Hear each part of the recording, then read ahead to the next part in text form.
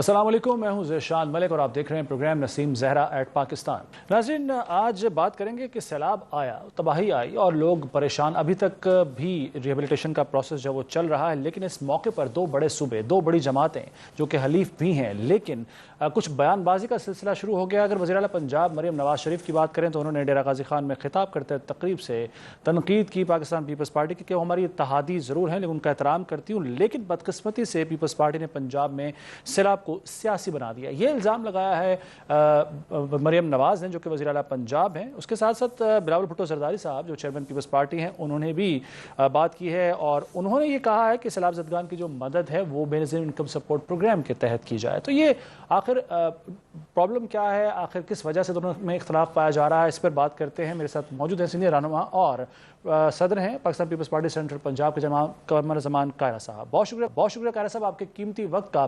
Sir, आखिर मसला है क्या? जाहिर है अगर देखा जाए तो अवाम का दुख तो साझा है और सैलाब पंजाब में भी है, उसके बाद सिंध में भी आया हुआ है, लेकिन इस सैलाब को लेकर दोनों जमातें क्यों आमने सामने आ गई हैं? देखिए, पहली बात यह है कि पीपल्स पार्टी ने अगर इस मामले में सियासत की है तो सियासत ही करनी चाहिए ना।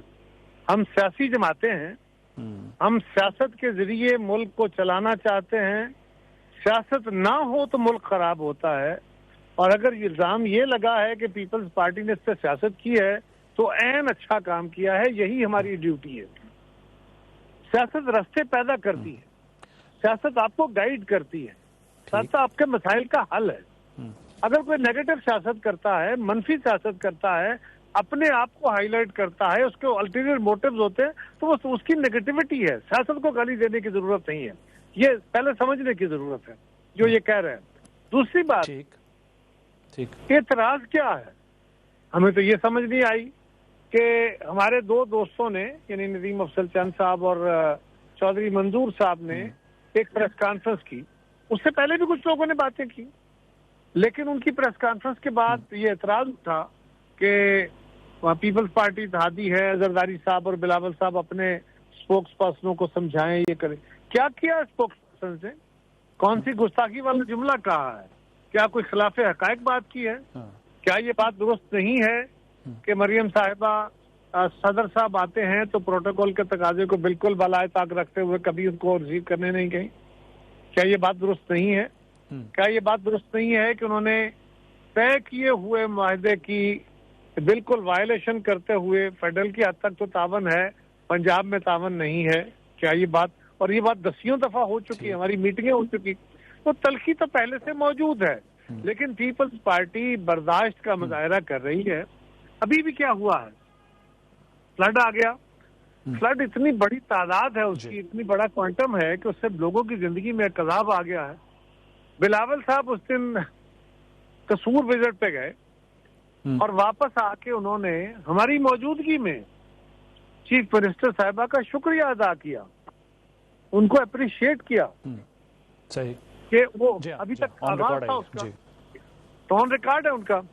उसके बाद शहबाज शरीफ साहब को, प्राइम मिनिस्टर साहब को फोन किया और उनको इस मामले में मुकम्मल तावन का यकीन दिलाया और कहा कि जी पहला काम बाकी तो सर्वे होगा, अभी फ्लड आ रहा है, पता नहीं इसकी क्या कैफियत बनती है। काफी लंबी बात हुई, लेकिन आप लोगों को फौरी तौर पे कैश ट्रांसफर का बंदोबस्त करें, क्योंकि जो इमीडिएट रिलीफ होता है ना, वो बजाय इसके कि आप आटा दें, चावल दें, दालें दें, चारा दें, आप लोगों को पैसे दें।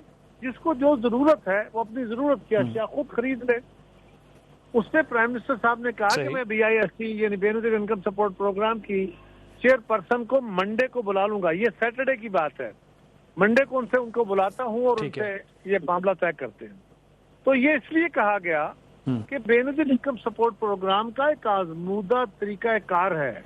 2023 का फ्लड हो, 22 का फ्लड हो, उसके अलावा कोई तूफान आए हो, तो बेनज़ीर इनकम सपोर्ट प्रोग्राम के जरिए ही फौरी तौर पे, क्योंकि उसके पास पूरे मुल्क का डाटा है। अब हमने कहा हमारी, लेकिन सर कथा कलामी के लिए सर माजरत वो यही कहती हैं, मरीम नवाज साहिबा कहती हैं कि 10,000 रुपए BISP के तरीके दिए जाते हैं, मैं 10 लाख रुपए दूंगी और उसके साथ साथ वज़ीर आला का रिलीफ कार्ड बनेगा। तो मसला नाम का है, एक तरफ बेनज़ीर इनकम सपोर्ट प्रोग्राम के नाम पे ये जो पेमेंट दी जाती है और एक तरफ ये वज़ीर आला रिलीफ कार्ड, तो असल मसला वो प्रोजेक्शन का, प्रमोशन का है क्या? دیکھیے کیا بے نظیر انکم سپورٹ پروگرام کے سارے ریسیپینٹس نے ہمیں ووٹ دے دیے؟ کیا اس سے سارے ووٹ سے ٹرانسفر ہو جاتے ہیں؟ یہ سمجھنے کی ضرورت ہے. صحیح. ایک پروگرام کا ہے وہ ایک ایسا پروگرام ہے جس کو اس حکومت میں اس بجٹ میں موجودہ بجٹ میں جبکہ تمام سبسڈیز کو کٹ کیا گیا، ان میں کٹ لگائی گئی، ایک واحد عوام کی فلاح کا پروگرام ہے جس کو IMF نے کہا کہ اس کا بجٹ بڑھائیں اور اس کے بجٹ میں 200 ارب روپے کا اضافہ کیا گیا. یعنی اس پروگرام کی اتھینٹسٹی کو یہ بات بولتی ہے نا کہ وہ پروگرام ٹھیک ہے. اب رہی بات کہ جی اس میں آپ نے 10,000 دینا ہے، 20,000 دینا ہے، 10 لاکھ دینا، آپ 50 لاکھ دیجئے جی، لیکن وہ جو ہوگا وہ تو پہلے سروے ہوگا نا، پہلے ڈیمیج اسسمنٹ ہوگی، پتہ چلے گا کس کسان کی کتنی زمین تھی، کون سی فصل تھی، کیا ضائع ہوا، ٹیوب ویل ضائع ہوا، گائے گئی، بھینس گئی، بکری گئی، اور اس کا گھر گرا نہیں گرا، پارشلی ڈیمیج ہوا، یہ سارا اسسمنٹ ہوگی. ابھی تک تو پانی کھڑا ہے، تو ابھی تک فلڈ چل رہا ہے، اور وہ پانی اترے گا، ٹیمیں میدان میں جائیں گی، جا کے اسسمنٹ کریں گی. اس میں مہینہ لگے گا، 1.5 مہینہ لگے گا، بڑی جلدی بھی ہوا تو. اور اس کے بعد یہ عمل تو ہوئے گا مہینوں کا. جو فوری طور پہ کام ہوتا ہے، جو اسی دن جس دن بلاول صاحب نے وزٹ کیا، اس دن انہوں نے پرائم منسٹر کو کہا کہ آپ فوری طور پہ وہ 20-25 ہزار کی ایک رقم ہوتی ہے، وہ 30,000 دے سکتے ہیں، 40,000 دے سکتے ہیں، کہ آپ پہلی کھیپ کے طور پہ تمام متاثرہ خاندانوں کو ایک کیش گرانٹ ٹرانسفر کر دیں. اور کیش ٹرانسفر کرنے کا ایک مصدقہ ذریعہ بے نظیر انکم سپورٹ پروگرام ہے. اب کچھ لوگوں کو اس کے نام سے ہی عزت ہو سکتی ہے نا، آپ وہ نہیں مان رہے. اسی پہ ہمارے دوستوں نے کہا کہ آپ بتائیں آپ کر کیا رہے ہیں. پتہ ایک اور بات ہے، اس کے ساتھ ساتھ جو عالمی اداروں سے جی پلیز دیکھیے، ہم ایک سیاسی جماعت ہیں، ہم نے حکومت کو سپورٹ کیا ہے فیڈرل میں، وہاں ہم ان کو سپورٹ کر رہے ہیں، پنجاب میں بھی کر رہے ہیں. پنجاب میں حالانکہ وہ ہمیں اپنے اتحادی نہیں مانتے، لیکن تو کہ نہ مانے، ہم ایک سیاسی جماعت ہیں. اتحادی ہیں یا نہیں ہے اس کو ایک طرف رکھیے. اگر کوئی مسئلہ بنتا ہے، اگر کوئی ایشو آتا ہے تو اس پہ ہم اپنی رائے دیں گے. پہلا کام ہے ایک اتحادی کے طور پہ ہم تجویز دیں گے. اگر ہماری تجویز نہیں مانیں گے تو ہم تنقید کریں گے. اگر ہماری تنقید نہیں مانیں گے تو ہم پرامن احتجاج کریں گے. یہ سیاسی طور پہ ہمارا حق ہے. ہماری سیٹیں کتنی ہیں یہ میٹر نہیں کرتا. ہم سیاسی جماعت کے طور پہ پاکستان کے عوام کے، پنجاب ہو، سندھ ہو، کشمیر ہو، گلگت بلتستان ہو، KP ہو یا بلوچستان، ہم سب کے نمائندے ہیں. اور ہم نے اگر باتیں کی ہیں تو کیا ایسا ہو گیا ہے کہ ہمیں تجویز دینے کا حق نہیں ہے یا تنقید کرنے کا حق نہیں ہے؟ تنقید برداشت نہیں کر سکتے آپ، اور اس پہ آپ سیکھ پا ہو جائیں. تو پہلے تو یہ بتایا جائے کہ انہوں نے آخر کیا کہا، اس کے اوپر آپ اتنا سیکھ پا ہوئے. سر، تلخی کا آپ نے چونکہ ذکر کیا اور یہ نظر آ رہی ہے خاص طور پر پنجاب کو لے کر، پنجاب حکومت کے ساتھ یا مسلم لیگ نواز کے ساتھ تلخی ایک بہرحال موجود ہے، لیکن 90 کی دہائی میں اس طرح کی تلخی کا فائدہ ہمیشہ تیسری قوت نے اٹھایا، اور اب ایک تیسری قوت جو ہے وہ ایک تیسری جماعت ہے جسے لانچ کیا گیا، وہ موجود ہے. اب ویسا دم خم تو نہیں ہے بہرحال، لیکن یہ نہ ہو کہ اس تلخی کا فائدہ کوئی اور اٹھا جائے. دیکھیے، کوئی کون اٹھائے گا کون نہیں اٹھائے گا. پیپلز پارٹی تلخی پیدا نہیں کر رہی، تلخی کو اوائڈ کر رہی ہے. ہمارے ساتھ لکھا ہوا ایک معاہدہ ہے مسلم لیگ کا، جس کو میاں محمد شہباز شریف صاحب نے سائن کیا ہوا ہے، جس کو بلاول صاحب نے سائن کیا ہوا ہے. ہماری موجودگی میں وہ معاہدہ کیا گیا ایک ایک شک طے کر کے، اس پہ عمل درآمد نہیں ہو رہا. کیا ہم نے حکومت کا کوئی ساتھ چھوڑ دیا؟ کیا ہم نے حکومت کو سپورٹ نہیں کیا؟ ہمیں حکومت کا سپورٹ کرنے کا آپ روز تانے دیتے ہیں. لوگ ہمیں کہتے ہیں کہ بھئی آپ تو حکومت آپ کی وجہ سے چل رہی ہے. ہم کہتے ہیں کہ اس وقت ملک کے حالات یہ ہیں کہ یہ حکومت کام کر رہی ہے. اگر ہمیں کوئی اعتراض بھی ہیں تو وہ ہم اعتراض اندر جا کے یا بیٹھ کے باتیں کر کے بتا دیتے ہیں، پبلکلی بھی کئی دفعہ کہہ دیتے ہیں، لیکن ہم حکومت کو ہمیشہ سپورٹ کرتے ہیں. پنجاب حکومت کو اپنے رویے پہ خود نظر ثانی کرنے کی ضرورت ہے. اگر وہ چاہیں گے کہ حالات خراب ہوں تو پھر کیا کیا جا سکتا ہے؟ سر، 90 کی دہائی میں جو سیاست ہوتی رہی، جتنا مرضی اختلاف ہو دونوں جماعتوں میں، لیکن نواز شریف صاحب اور بے نظیر بھٹو مرحوم صاحبہ جو ہیں، شہید بے نظیر بھٹو، ان کے درمیان کبھی بھی ایسی لفاظی کی جنگ جو ہوتی ہے وہ نہیں ہوئی. کبھی بھی سٹیٹمنٹس نہیں دی گئی، نیچے ضرور سٹیٹمنٹس سے برائے سٹیٹمنٹس دی گئیں. اس کے بعد بھی شہباز شریف صاحب بھی جب کوئی کیمپین ہوتی تھی الیکشن کی، تب ضرور وہ جوش خطابت میں بہہ جاتے تھے، لیکن ایسا کبھی نہیں ہوا جیسے اب مریم نواز صاحبہ جس طرح کے سٹیٹمنٹس دے رہی ہیں. کیا یہ جوش خطابت میں بہہ جاتی ہیں؟ کیا ابھی پراپر ٹریننگ ہونا باقی ہے؟ آپ کے خیال میں وجہ کیا ہے یا پھر انٹینشنلی کیا جا رہا ہوتا ہے یہ؟ نہیں، مریم صاحبہ بڑی سمجھدار خاتون ہے اور وہ ٹرینڈ، ان کو سمجھ ہے سیاست کی. یہ ٹھیک ہے اگر ان کی پالیٹکس یہ ہے کہ پیپلز پارٹی کو سپیس نہیں دینی. اگر ہم پیپلز پارٹی کے لیے نرم رویہ رکھیں گے تو ہمارے ساتھی جو ہیں وہ پیپلز پارٹی کو اکاموڈیٹ کر لیں گے. وہ اگر یہ سمجھتی ہیں تو ان کا اپنا حق ہوگا، وہ اپنا حق استعمال کر رہی ہیں. ہم کیا کہہ رہے ہیں ان کو؟ اگر کوئی غلطی ہوتی ہے، کوئی پروسیس ہوتا ہے، ہو سکتا ہے وہ درست کر رہی ہوں، ہو سکتا ہے ان کا کہنا درست ہو، لیکن ہم سمجھتے ہیں کہ وہ راستہ درست نہیں ہے. تو جو ہم سمجھتے ہیں ہم تو وہی کہیں گے نا. ان کو ہماری بات پسند نہیں ہے، ہم کہہ رہے ہیں BISP کے بے نظیر انکم سپورٹ پروگرام کے ذریعے پیسے دیں. وہ نہیں دیتی تو کیا ہم کسی کا ہاتھ پکڑ لیں گے؟ ایسا تو نہیں ہے. ہمیں ہماری تجویز کے اوپر کہہ رہے ہیں کہ کسی کا ہاتھ نہیں پکڑا جا سکتا. لیکن سر قاہرہ صاحب، مریم نواز صاحبہ نے یہ سٹیٹمنٹ دی ہے کہ پنجاب کی طرف اٹھنے والی انگلی جو ہے وہ ہم توڑ دیں گے. آپ تو کہہ رہے ہیں کہ کسی کا ہاتھ نہیں پکڑا جا سکتا، لیکن انہوں نے یہ سٹیٹمنٹ دی ہے. دیکھیے جی، لوگ انگلیاں تو اٹھائیں گے، آپ کے مخالف بھی اور آپ کے اتحادی بھی. جو غلطی ہوگی اس کی نشاندہی کریں گے. جماعتوں کے، ہم تو اپنی جماعت کے اوپر بھی انگلیاں اٹھا دیتے ہیں. ہم تو بالکل یہ جو نشاندہیاں کرنا ہے اس کو بالکل باز نہیں آتے. ہم نہ باز آ سکتے. ہم تو ضیاء الحق کی مارشل لا کو، جب سے پرویز مشرف کی مارشل لا کو، اس میں بھی اپنی رائے تھی وہ بڑی تلخ انداز میں بیان کرتے تھے. ابھی ہم وہ نہیں کر رہے. ہم نے بھی ماضی سے سیکھا ہے. میرا خیال ہے ان کو بھی اس بات کا احساس کرنا چاہیے. اور سیاست صرف یک رنگی ہو کے نہیں ہوتی. آپ نے سیاست کے اندر، جمہوریت کے اندر ساری آراء کو سمونا ہوتا ہے، اکثریت کے ساتھ چلنا ہے، اقلیت کی آوازیں بھی سننی ہیں، بھلے آپ اس پہ عمل درآمد کریں یا نہ کریں. ٹھیک سر، اس کے ساتھ ساتھ یہ بھی بتا دیجیے گا کہ اب یہ بھی بے نظیر انکم سپورٹ پروگرام کے تحت امداد دینا، آپ نے خود ویسے اس کا ذکر کر دیا ہے کہ اسیسمنٹ پہلے ہونی چاہیے، لیکن وہ جو وزیر اطلاعات پنجاب ازما بخاری وہ کہہ رہے ہیں کہ جی رجسٹر نہیں ہے لوگ زیادہ تر، اس لیے امداد دینے میں پرابلم آ رہی ہے، مسئلہ آ رہا ہے، مسئلہ درپیش ہے. یہ انہوں نے ایک توجیہ پیش کی ہے.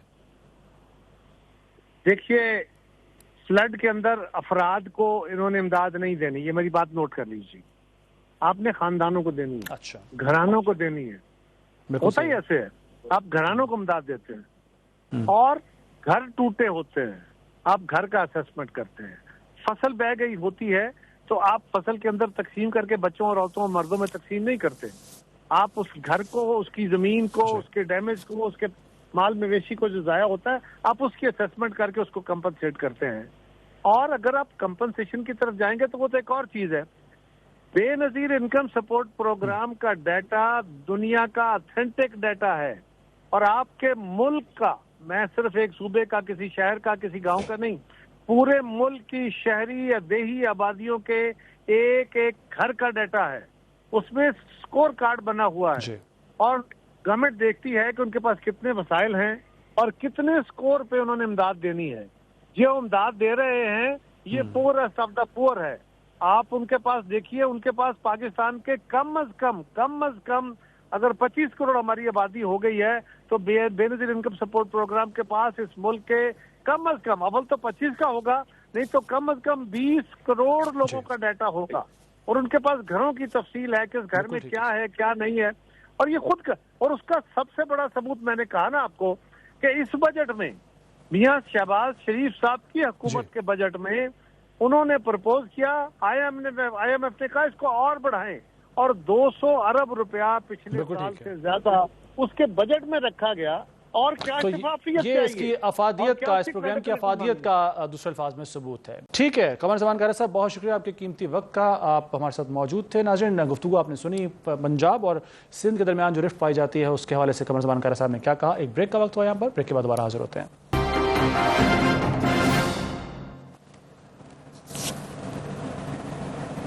پروگرام میں ایک بار پھر خوش آمدید. اس وقت میرے ساتھ موجود ہیں جناب احمد اویس صاحب، لائر ہیں، PTI کے رہنما ہیں، پاکستان تحریک انصاف سے تعلق رکھتے ہیں.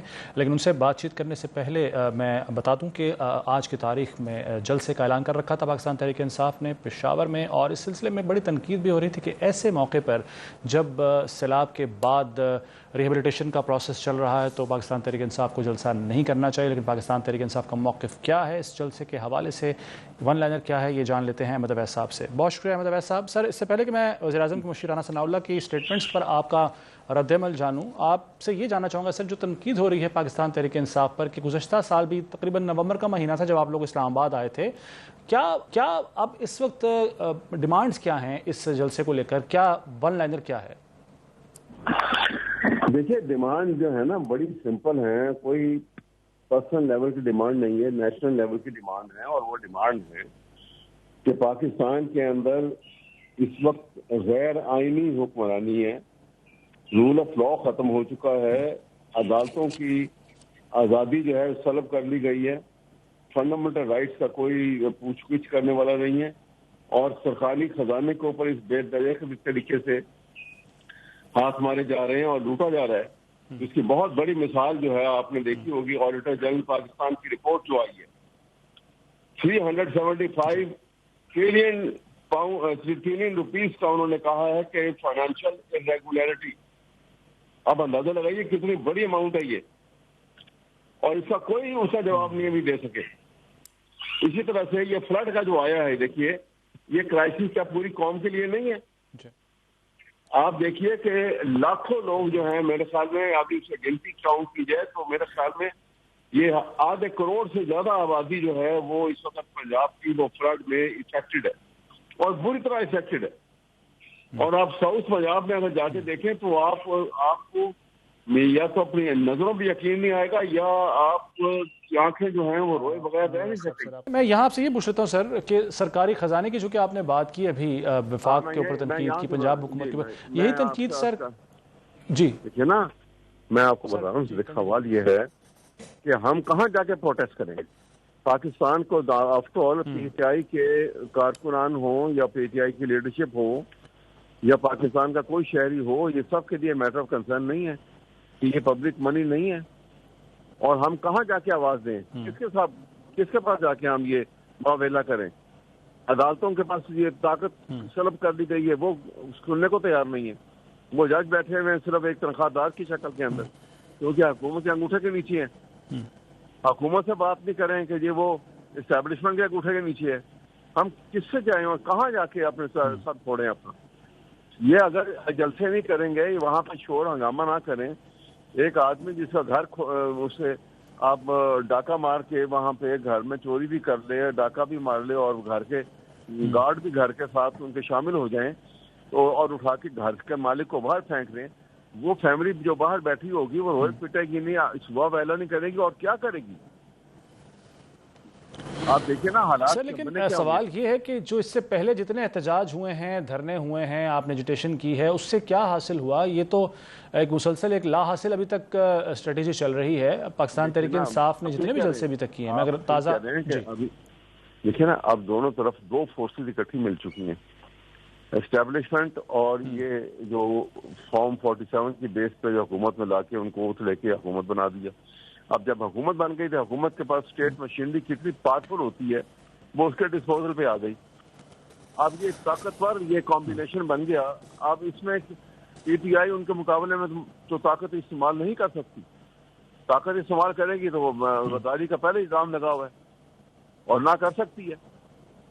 سوال یہ ہے کہ اس سچویشن کے اندر اپنے رائٹس کے لیے بات کر رہے ہیں نا، جو عوام جو ہے، جو ہم اپنے رائٹس کے علاوہ تو کوئی بات نہیں کر رہے۔ اگر ہم کہیں کہ پاکستان میں آئین کو اصلی شکل میں لے آؤ، اگر ہم یہ کہیں کہ بھئی 26ویں ترمیم جو ہے یہ غیر آئینی طریقے سے اب لے کر آئے ہیں، اس کا کوئی نہیں ہے، اگر ہم کہیں کہ پاکستان میں رول آف لا جو ہے کانسٹیٹیوشن کی بنیاد ہے، اگر یہ نہیں ہے تو پھر نہ ڈیموکریسی ہے نہ کچھ ہے، اور یہاں پر ڈسپوٹزم آ چکا ہے پاکستان کے اندر، رول آف اتھارٹی ہے، جو کی طاقت پہ جو چاہو آپ کر رہے ہیں یہاں پر۔ اسی طرح سے صاحب آپ کہتے ہیں کہ غیر آئینی اقدامات ہو رہے ہیں، رول آف لا نہیں ہے۔ سر، آئین سازی ہوتی ہے پارلیمنٹ کے اندر، قانون سازی ہوتی ہے پارلیمنٹ کے اندر، آپ لوگ پارلیمنٹ کا فورم کیوں نہیں استعمال کرتے؟ آپ لوگوں کی نمائندگی موجود ہے پارلیمنٹ میں، اپر ہاؤس لوور ہاؤس دونوں میں۔ آپ دیکھیے نا، پارلیمنٹ کا فورم جو ہے، آپ ذرا ماحول کو اور حالات کو دیکھیے کہ جو فیصلہ سپریم کورٹ نے جو 12 جولائی 2024 کو کیا تھا، جس میں انہوں نے کہا تھا کہ ریزرو سیٹس جو ہیں وہ پی ٹی آئی کو ملیں گی، وہ فیصلہ پڑا رہا، اس کے باوجود کہ آرٹیکل 189 اور آرٹیکل 190 میں بڑے واضح طور پر یہ لکھ دیا گیا ہے کہ سپریم کورٹ کا کوئی فیصلہ جو ہے وہ تمام اداروں پہ لازم ہے کہ اس کو فی الفور امپلیمنٹ کریں، اور اس کو امپلیمنٹ نہیں کیا گیا۔ تا وقت کہ غیر آئینی طریقے سے انہوں نے 26 ترمیم کر لی اور اپنے بندے جا کے اس کی جگہ کے اوپر فوراً الیکشن کمیشن سے نوٹیفیکیشن کرائی، اور وہ سب وہ جو کہ وہ پی ٹی آئی کی تھی وہ جا کے نون لیگ کے اور پیپل پارٹی کے وہ لوگوں نے جا کے بھر دی۔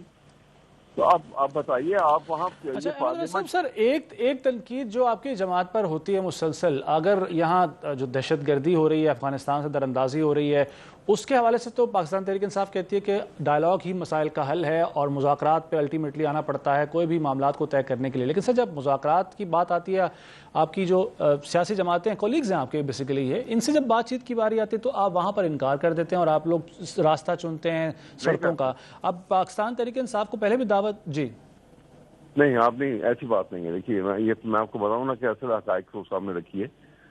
ہم نے اگر یہ بات ہوتی تو ذرا سا پیچھے جائیں، دسمبر 2024 عمران خان نے جیل میں اپنے سینئر لیڈرشپ کو بلایا اور وہاں جیل کے اندر ہی فیصلہ کیا گیا کہ یہ 6 رکنی ایک پی ٹی آئی کی ٹیم ہے جو جا کے حکومت کے ساتھ مذاکرات کرے گی، اور وہ ٹیم جو ہے جس وقت اس اڈیالہ جیل سے باہر نکلی تو پہلے ان کا استقبال ایسے کیا گیا کہ ان سب کو گرفتار کر لیا گیا۔ یہ آپ کے سامنے ہے ساری حقیقت، میں بتا رہا ہوں کو اپنے پاس سے نہیں ہے۔ پھر ان کو وہاں سے رہا ہوئے، پھر وہ وہاں پہ نیشنل اسمبلی کے اسپیکر کے چیمبر میں ان کی پہلی ملاقات جو ہے وہ دسمبر کے آخر میں ہوئی۔ وہ گئے وہاں پر بڑے اچھے ماحول میں گئے، بغیر کچھ پری ڈیمانڈ دیے گئے، اور طے ہوا کہ 2 جنوری کو ہماری دوسری میٹنگ ہوگی۔ یہ دوسری میٹنگ کے لیے چلے گئے، بڑے اچھے ماحول میں بات چیت ہوئی، چائے پی، گپ شپ ہوئی، اور انہوں نے کہا، ایگری کیا کہ جی ہاں آپ ایسے کریں کہ تحریری مطالبات لے آئیں، ہم ان کے اوپر غور کرتے ہیں، شک بائی شک اس کو دیکھتے ہیں، اور وہ مطالبات کے لیے انہوں نے کہا کہ ٹھیک ہے ہم لے آتے ہیں، آپ ہمیں ہماری میٹنگ فوراً ارینج کر دیں فار ٹمارو، اگلے دن کے لیے کہ ہم عمران خان سے مل لیتے ہیں اور ان سے مشورہ کر کے ہم آپ کے سامنے تحریری مطالبات لے آتے ہیں۔ وہاں طے ہو گیا کہ ہاں جی ٹھیک ہے، لیکن وہ کل کبھی نہ آیا کیونکہ وہ جیل کا سپرنٹینڈنٹ جو ہے وہ ان کی طرف سے جو ہے وہ سنجیدگی نہیں دکھائی گئی۔ ٹھیک ہے سر، آپ کا پوائنٹ آ گیا، احمد صاحب وقت بدقسمتی سے ہو گیا ہے، بہت شکریہ آپ کے وقت کا، آپ نے ٹائم دیا ہمیں، اور ناظرین ایک بریک کا وقت ہوا ہے، بریک کے بعد دوبارہ حاضر ہوتے ہیں۔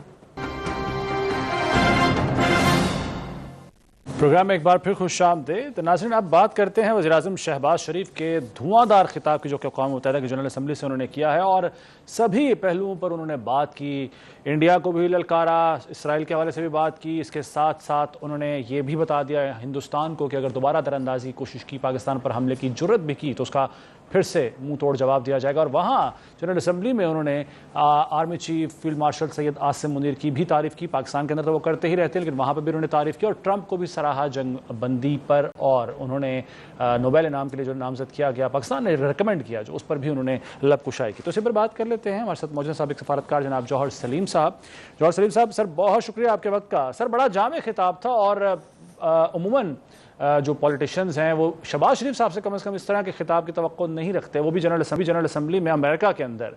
آپ سمجھتے ہیں کہ سارے پہلوؤں کو انہوں نے کور کر لیا، اور جس طریقے سے انہوں نے انڈیا کو للکارا ہے اور اسرائیل کو للکارا ہے، میں اگر اس کو دیسی زبان میں کہوں تو پیسے پورے ہو گئے سر؟ جی دیکھیں، یہ جو اسپیچ ہوتی ہے جب یو این جی اے کا سیشن ہوتا ہے ہر سال سپٹمبر میں ہی ہوتا ہے، تو اس میں سارے ملک جو ہیں اپنی پوزیشن جو ان سے ہے نا، بہت سے جو سب سے ان کے لیے اہم ایشوز ہوتے ہیں اس پہ واضح کرتے ہیں۔ تو اس میں یہ بڑی تفصیل سے یہ تقریر جو ہے فارن آفس میں ہی تیار ہوتی ہے، اور اس میں یہ انشور کیا جاتا ہے کہ اس میں جو مفصل طور پہ جو پاکستان کے جتنے بھی جو ہمارے انٹرسٹ کے ایشوز ہیں اس پہ ہمارا جو بیانیہ ہے، اس پہ جو ہمارا موقف ہے، ہماری پوزیشن ہے، بہت واضح طور پہ سامنے آ جائے۔ تو اس لیے یہ بڑی کمپریہنسو اسپیچ ہوتی ہے، اور وہی ہم نے دیکھا اس میں جو ہے نا ہر جو پہلو تھا وہ اس کو پوری طرح سے جو ہے پاکستان کے موقف کو اجاگر کیا گیا۔ بالکل ٹھیک ہے سر. 1967 سے پہلے والا فلسطین چاہتا ہے پاکستان، یہ انہوں نے موقف دہرایا، اور فلسطین کی حمایت میں بیانات اس سے پہلے بھی، چاہے وہ وزیر اعظم پاکستان ہوں، وزیر دفاع ہوں، وزیر خارجہ ہوں، یا خود فیلڈ مارشل سید عاصم منیر ہوں، وہ بارہا دیتے رہے ہیں. کتنا امپورٹنٹ یہ بیان تھا 1967 سے پہلے والی پوزیشن، کیونکہ پاکستان دو ریاستی حل کے حوالے سے اپنا موقف واضح کر چکا ہے. جی بالکل، فلسطین اور پاکستان کا موقف بالکل واضح ہے. دیکھیں، اور یہی چیز اوسلو اکارڈز بھی کہتے تھے نا، جو ٹو اسٹیٹ سولوشن ہے اس میں یہی ہے کہ ایک اسرائیل ہوگا جو اس کے حق کو اس وقت اوسلو اکارڈ میں کیا گیا تھا ایگزسٹ کرنے کے، اور ساتھ ہی ساتھ یہ کہ ایک فلسطینیوں کے لیے الگ ریاست ہوگی، اور وہ تقریباً 22% رقبے پہ مشتمل ہوگی، جو کہ اوریجنلی 47 میں تھا فلسطین کے پاس، لیکن 67 سے پہلے ظاہر ہے کہ وہ صرف 22% کے قریب رہ گیا تھا. اور پھر اس کے بعد تو پھر جو ہے نا، تو یہ اسی کے حساب سے بالکل پاکستان کا موقف ہے، کیونکہ اس سے جو 1967 کی جو وار تھی اس میں آپ کو پتہ ہے نا، انہوں نے بہت سارے جو ان کے علاقے تھے وہ اس پہ قبضہ کر لیا تھا اسرائیل نے غاصبانہ، تو اسی کو واپس کرنا ہے جو ہے، اسی کو جو واپس کریں گے تو اس پہ وہ آزاد فلسطینی ریاست بنے گی. جوہر صاحب، سفارتکاری میں پاکستان سے جو توقعات ہمیشہ سے رکھی گئیں وہ شاید اس طرح سے پوری نہیں ہوتے ہیں ماضی قریب اور ماضی بعید میں. اب جس طریقے سے استقبال ہوا وزیر اعظم شہباز شریف اور فیلڈ مارشل کا اوول ہاؤس میں آفس میں، اور جیسے کہ ٹرمپ نے صحافیوں سے بات کرتے ہوئے کہا کہ دو عظیم رہنما آ رہے ہیں، پھر اس کے بعد جس طریقے سے مصافحہ کیا، جتنی تھمز اپ کیا، بہت سارے ایسے آپٹکس ہیں جو کہ شاید پہلے کبھی ایوب خان کے دور میں جو ہم پڑھتے ہیں، ظاہر ہے ہم نے اس وقت یہ دیکھی چیزیں، پھر مشرف کے دور کے بھی ایسے کچھ مناظر ہیں، لیکن اب کیا ٹلٹ آیا ہے پاکستان کی سفارتکاری میں، ایک تبدیلی آئی ہے؟ یہ سب کچھ کیسے ہو رہا ہے؟ یا پھر پاکستان اب 10 مئی کے بعد سے اب دنیا کی نظر میں پہلے جیسا پاکستان نہیں رہا؟ دیکھیں، بالکل یہ پاکستان اور امریکہ کے آپ نے تعلقات کا خصوصاً ذکر کیا، تو اس میں مختلف ادوار رہے ہیں. وہ ادوار بھی رہے ہیں جہاں پہ انڈرسٹینڈنگ بہتر تھی، اور اس میں پاکستان کا وہاں پہ ظاہر ہے بے شک وہ مشرف تھے، یا اس سے پہلے ضیاء الحق تھے، یا اس سے پہلے ایوب خان بھی تھے، اور بیچ میں بھی جس طرح وزیر اعظم بے نظیر تھیں، اور اس سے پہلے نواز شریف بھی ایک موقع پہ. تو ان سارے مواقع پہ جب پاکستان کے تعلقات امریکہ سے بہت اچھے تھے، تو وہ سارا آپ نے دیکھا کہ وہ جو ہے نا پروٹوکول بھی زیادہ، اور وہ ملاقاتیں بھی زیادہ، اور وہ جو ہے نا ظاہر ہے وہ وارمتھ اور کارڈیالٹی نظر آتی تھی. اس وقت we are in a good place, تعلقات ایک اچھے نہج پہ ہیں اس وقت، اور اس میں بہت سارے کنورجنسز ہیں. اور جو اہم چیز ہے میرے نزدیک وہ یہ نہیں ہے کہ ملاقاتیں جو سی ہیں ان میں کتنا پروٹوکول ہوتا ہے یا کتنی زیادہ اس کی جو ہے نا آپٹکس ہیں. اصل چیز یہ ہے کہ اس سے ہم کوپریشن کو بلڈ کیسے کرتے ہیں.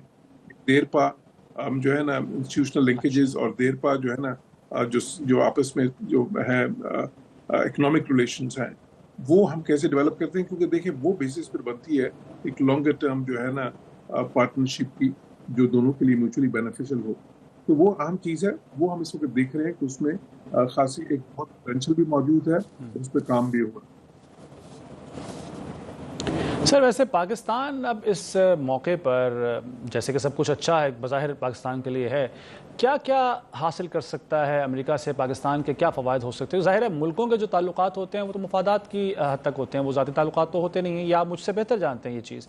اب جیسے کہ تجارت کے حوالے سے وزیر اعظم شہباز شریف نے کہا کہ معدنیات، آئی ٹی اور کرپٹو پر بات ہوئی ہے، صدر ٹرمپ سے انسداد دہشت گردی کے حوالے سے خاص طور پر بات ہوئی ہے. تو پاکستان ابھی کیسے کیپٹلائز کر سکتا ہے، کیا حاصل کر سکتا ہے؟ دیکھیں، پاکستان ان سے جب ہم کہتے ہیں پاکستان کیا حاصل کر سکتا ہے، تو یہ میرے خیال ہے اس کی بجائے ہمیں یہ سوچنا چاہیے کہ یہ کہنا چاہیے کہ پاکستان اور امریکہ جو ہے نا کون سے ایسے میوچولی بینیفیشل ارینجمنٹ میں آ سکتے ہیں دونوں ملکوں کو فائدہ ہو. It has to be a win win situation. صرف پاکستان نے امریکہ سے کچھ نہیں لینا، دونوں ملکوں کو ایک دوسرے سے فائدہ ہوتا ہے، اور وہ فائدہ تب ہوتا ہے جب آپ کے دیکھیں اقتصادی تعلقات. مثال طور پر کرٹیکل منرلز کا ایریا ہے، اس میں امریکہ کا بھی فائدہ ہوگا، ہمارا بھی ہوگا اگر وہ اس کو ڈیولپ کرتے ہیں. ان کے پاس لیٹسٹ ٹیکنالوجی ہے، ہمارے پاس وہ ذخائر ہیں. اسی طرح اگر آئل ایکسپلوریشن میں آتے ہیں، اسی طرح اگر ایمرجنگ ٹیکنالوجیز میں آتے ہیں، آئی ٹی سیکٹر میں آتے ہیں، اے آئی میں آتے ہیں، جو ہے نا گرین ٹیکنالوجیز میں آتے ہیں، تو یہ ایک میوچولی بینیفیشل یعنی ایسا ریلیشن شپ ہوتا ہے جو دونوں ملکوں کو جس میں فائدہ ہوتا ہے. اور اسی طرح اگر اسٹریٹجکلی بھی دیکھیں تو پاکستان کی یہ سفارتی اور ہمارا اس وقت ایک اسٹریٹجک جو پروفائل ہے وہ بہت ابھر کے سامنے آیا ہے. خصوصاً یہ جو پاکستان نے جس طرح کا بفٹنگ رسپانس انڈیا کو دیا لاسٹ ملٹری کانفلکٹ میں، اس کے بعد تو اس میں پاکستان کو یہ پاکستان کے ساتھ امریکہ اگر ایک ایسے جو ہے نا تعلقات استوار کرنا چاہتا ہے جو دیرپا بھی ہوں, جو مضبوط بنیادوں پہ استوار بھی ہوں اور جو دونوں کے لیے اچھے ہوں, جو ہے نا, تو وہی ایسے ہی تعلقات جو ہیں وہ میرے خیال سب سے بہترین ہوتے ہیں. اور ہمارے پاس ایک بہت اچھا موقع ہے اس وقت, کیونکہ پریزیڈنٹ ٹرمپ جو ہے بڑے پریگمیٹک قسم کے صدر ہیں اور وہ سمجھتے ہیں کہ ایسی وہ دیکھیں, آپ دیکھیں امریکہ اس وقت انڈیا کے ساتھ تعلقات میں ان کو پرابلم کیا آ رہی ہے, کیونکہ انڈیا ان سے بہت زیادہ فائدہ اٹھا رہا تھا ناجائز مغرب سے, اور ٹرمپ اس کو بالکل ناپسندیدہ جو دیکھتے ہیں, اور انہوں نے کہا کہ جی یہ بھی آپ نہ کریں اور اس طرح نہ کریں اور ٹیرف لگانے سے لگا دیے. تو پاکستان جو ہے اس طرح کی امریکہ کے ساتھ ہمارے جو تعلقات تھے اس میں کوئی اس قسم کی ہم ایکسپلائٹیشن نہیں کر رہے تھے, اور اس میں ہم تو یہ چاہتے ہیں کہ ایک ایسے تعلقات ہیں جس میں سینرجی بنے, جس میں دونوں ملکوں کے لیے اچھا ہو اور دنیا کے لیے اچھا ہو, کیونکہ یہ دونوں امریکہ بہت ہی اہم ملک ہے, پاکستان کی جگہ ہماری اہمیت ہے, نیوکلیر پاور ہیں, ہم اسلامک ورلڈ میں ایک بہت ہی ممتاز ہماری حیثیت ہے, ہمارے خطے میں ہماری as a net security provider اب جو حیثیت ہے وہ بھی ابھر کے سامنے آئی ہے. تو چونکہ وقت بہت مختصر ہے, میں آپ سے اینڈ میں مختصراً جاننا چاہوں گا کہ do you think China will be okay with this relationship with America? دیکھیں بالکل چائنیز جو ہے نا بڑے ان کی لیڈرشپ بہت جو ہے نا, میں تو ظاہر ان سے ہم نے اعلیٰ ترین سطح پہ ان سے انٹریکٹ بھی ہم نے کیا ہے. میں پرائم منسٹر کے ساتھ گیا تھا 2022 میں چائنا, ان کی وزٹ تھی, تو وہ بہت پریگمیٹک بڑے وائز لوگ ہیں اس معاملے, اور بڑی ان کی فور سائٹ بھی ہوتی ہے اور بڑی لانگ ٹرم ان کی اپروچ ہوتی ہے. تو وہ جو ہے نا وہ تو بالکل چاہتے ہیں کہ پاکستان کے امریکہ کے ساتھ بھی اچھے تعلقات ہوں, اور وہ یہ نہیں سمجھتے کہ پاکستان کے امریکہ کے ساتھ اچھے تعلقات جو ہیں وہ چائنا کے ساتھ جو ہماری لازوال دوستی ہے اس کو افیکٹ کر سکتے ہیں. دیکھیے چائنا کے ساتھ ہماری ایک آل ویدر اسٹریٹجک کوآپریٹو پارٹنرشپ ہے, تو وہ جو ہے اس کی نوعیت مختلف ہے. جو امریکہ کے ساتھ تعلقات ہیں وہ اپنی جگہ بہت اہم ہے, بٹ ان کی نوعیت مختلف. تو بالکل وہ جو ہے نا وہ ایک ملک کے ساتھ جو ریلیشنز ہیں دونوں کے ساتھ تعلقات اگر رکھتا ہے تو پاکستان کے لیے بھی کوئی پرابلم نہیں ہوگی. سر آپ یہ فرما رہے ہیں. وقت ختم ہو گیا. جوہر سلیم صاحب بہت شکریہ, آپ نے اپنا قیمتی وقت دیا پروگرام میں گفتگو کی اس اہم موضوع پر, آپ کا شکریہ. ناظرین پروگرام سے اجازت دیجیے, اللہ حافظ.